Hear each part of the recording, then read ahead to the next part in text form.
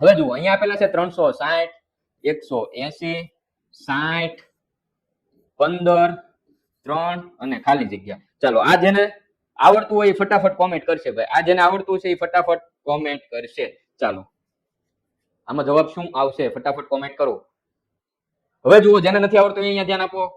ઘટે છે એટલે પહેલા તો બાદબાકી વિચારવાની, પણ તફાવત વધારે આવતો હોય તો બાદબાકી નહીં વિચારવાની, તો ભાગાકાર વિચારવાનો. અહીંયા તમે વિચારો 36 ભાગ્યા 0 ભૂલી જાઓ. 36 ભાગ્યા કેટલા કરો તો 18 આવે? 18 નું 36 થાય તો અહીંયા ભાગ્યા 2 થયા એટલે 360 ભાગ્યા 2 કરો તો 180 આવે.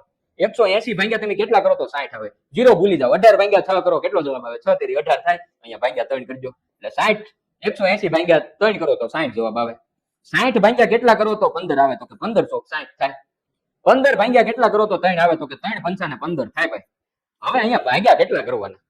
ક્રમશઃ જો 2 3 4 5 તો હવે વારો આવે 6 નો તો કે 3 ભાગ્યા 6 કરવાના. 3 ભાગ્યા 6 કરો તો કેટલા આવે જવાબ? 0.5 આવે અથવા તો 1/2 આવે.